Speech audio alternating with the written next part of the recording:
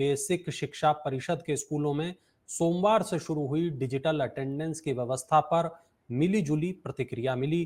कुछ जगह शिक्षकों ने डिजिटल उपस्थिति दर्ज कराई, तो काफी जगह शिक्षकों ने आम दिन की तरह रजिस्टर पर हस्ताक्षर किए।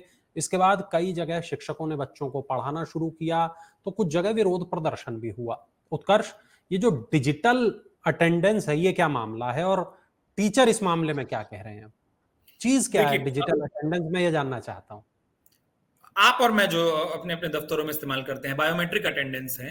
डिजिटल अटेंडेंस का मतलब ये है कि वो ऑन लोकेशन होगी। बीच में एक प्रयोग हुआ था कि एक ऐप आया था और ऐप के जरिए आप अपनी लोकेशन को, लाइव लोकेशन को ट्रेस कर लेता था और उससे आप अपनी अटेंडेंस बता दीजिए, एक सेल्फी करिए। लेकिन अब इसको स्कूलों में ही लगाया गया है ताकि आसपास के क्योंकि वो कुछ 100 मीटर के दायरे को एक ही लोकेशन मान लेते हैं, तो वहां पर आकर आपको ऑनलाइन आपको अपनी अटेंडेंस बतानी होगी। जो बेसिक शिक्षा के स्कूलों के जो टीचर हैं, उनके जो विरोध के दो मुख्य कारण हैं। एक, उत्तर प्रदेश के कई सारे जिलों में इस वक्त बाढ़ आई हुई है और अटेंडेंस में बहुत सिंपल है कि अगर आप नहीं पहुंच पाते किसी भी कारण से, तो आपकी वो अटेंडेंस नहीं मानी जाती। सरकार ने कहा कि हम आधे घंटे की छूट दे रहे हैं, लेकिन कईयों का ये कहना है कि आधे घंटे की छूट नाकाफी है। कई बार घर पर इस तरीके की परिस्थितियां बन जाती हैं कि हम नहीं पहुंच पाते सुबह या आकस्मिक कोई दिक्कतें होती है। अब उसमें एक बात जो हमारे दर्शकों को समझनी जरूरी है कि लोग कहेंगे कि भाई ऐसी छुट्टी, मतलब आकस्मिक कोई कारण हो जाता है या कुछ होता है तो आपको छुट्टियां मिलती है। और यही सवाल जब मैंने कुछ लोगों से बात करते हुए पूछने की कोशिश की, तो उनका कहना था कि बेसिक शिक्षा के जो स्कूल शिक्षक हैं, उनको बाकी सामान्य सरकारी कर्मचारियों की तरह ईएल सीएल के प्रावधान नहीं है, उनको उतनी छुट्टियां नहीं मिलती और ऐसे में ये जो अटेंडेंस है, ये दबाव ज्यादा हो जाएगा कि आप किन्हीं भी परिस्थितियों में, किसी भी हालातों में स्कूलों को पहुंचो। वो ये बोल रहे हैं कि इस अटेंडेंस को अगर हम अपनाएं, लेकिन आप फिर हमको सरकारी कर्मचारियों की तरह बाकी सुविधाएं भी दीजिए। आप हमको सरकारी कर्मचारियों की तरह भी तो मानिए। आप व्यवस्था हमसे सारी सरकारी कर्मचारियों जैसी चाहते हैं, लेकिन जब सुविधाओं को देने की बात आती है, तो आप इसको बिल्कुल उस रूप में लागू नहीं करते।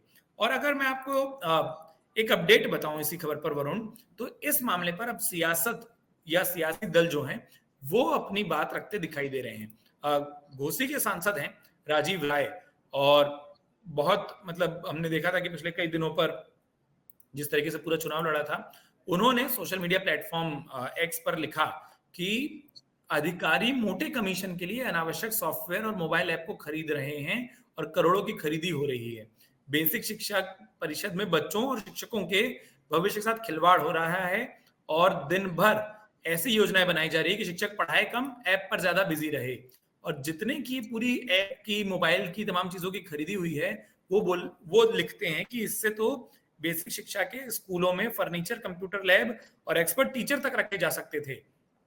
और एक मांग उन्होंने की है कि सभी घूसखोर विभागों में पहले ऑनलाइन अटेंडेंस अनिवार्य कर दीजिए। और ये शब्दशः वो लिखते हैं कि पहले सरकारी दफ्तरों में बाकी उत्तर प्रदेश के ऑनलाइन अटेंडेंस को अनिवार्य करिए, अधिकारियों के लिए अनिवार्य करिए, और उसके बाद उन शिक्षकों के लिए जो कि जिला मुख्यालयों से दूर दूर जाकर सुदूर इलाकों में, बिल्कुल जंगल के किनारे जो स्कूल लगे हैं, इस बारिश या बाढ़ के दौर में जो नदी पार करके जाते हैं और पढ़ाते हैं, बोल रहे हैं इनकी अटेंडेंस लाने से पहले आप उन अधिकारियों की अटेंडेंस लाइए जो इस तरीके की योजनाएं बैठकर बनाते हैं और जो बड़े बड़े आराम से मतलब मुख्यालयों में रहते हैं।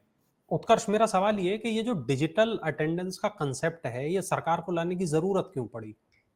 देखिए, अब सरकार के अपने तर्क हैं। सरकार का ये मानना है कि देखिए, इस तरीके की रिपोर्ट्स आती हैं, कई बार मीडिया भी कवर करता है कि स्कूलों में टीचर नहीं पहुंचे, पढ़ाई नहीं हो रही है, लोग सिर्फ वेतन विड्रॉ कर रहे हैं लेकिन नहीं पहुंच रहे हैं। और अधिकतर ये बेसिक शिक्षा के स्कूल ऐसी जगहों पर हैं जो सिर्फ जिला मुख्यालयों पर नहीं है, सुदूर छोटे छोटे गांवों पर हैं।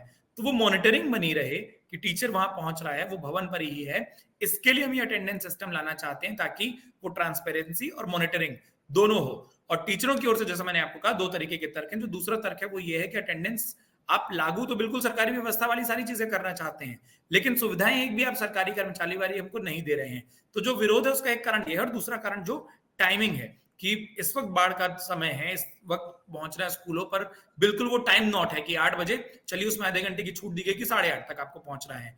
वो जो टाइम वाली बात है, विरोध वहां से शुरू हुआ था और अब वो बढ़ते बढ़ते कई सारे तर्कों पर आ गया है। बिल्कुल।